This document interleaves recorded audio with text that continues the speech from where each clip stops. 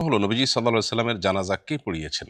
কিভাবে তার জানাজা সম্পন্ন হয়েছিল এবং তৎকালীন সময়ের সবার জন্য নবীজির জানাজায় অংশগ্রহণের অনুমতি ছিল কিনা জানতে চাই।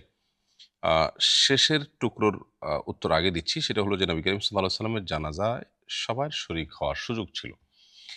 আ এমন কোনো বিধিনিষেধ ছিল না যে তার জানাজা অমুক শ্রেণীর মানুষরা পড়তে পারবে না বা বিশেষ শ্রেণীর মানুষরা পড়বে। এরকম কোনো বিধিনিষেধ ছিল না। যে কেউ তার জানাজা পড়তে পেরেছেন।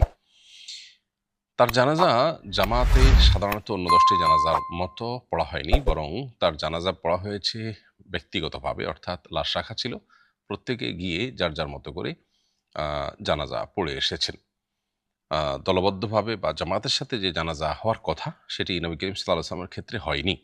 কেন হয়নি? তার উত্তর খুবই পরিষ্কার। সেটা হলো যে, মূলত তার ওয়াফাতের পর খলিফা কে হবেন, তার প্রতিনিধি কে হবেন, সে বিষয়টি সাহাবীগণ তখনও চূড়ান্ত করতে পারছিলেন না। একদিকে নবী সাল্লাল্লাহু আলাইহি সাল্লামের ওয়াফাতের পর তারা অত্যন্ত আ বেদনায় ভেঙে পড়েছিলেন এবং আ একটা অস্বাভাবিক গুমোট পরিস্থিতি তাদের মধ্যে ছিল। এরপরে আবার সিদ্ধান্তহীনতার একটা ব্যাপার ছিল।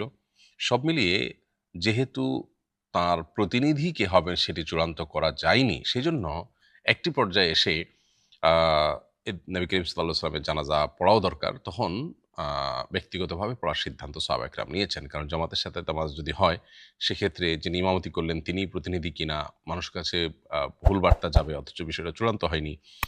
এই ইস্যুগুলোকে মাথায় রেখে সাহাবা একরাম যার মতো করে জানাজা পড়েছেন এবং এই জানাজায় যে কেউ শরিক হতে পেরেছেন। এরপরে প্রশ্ন করে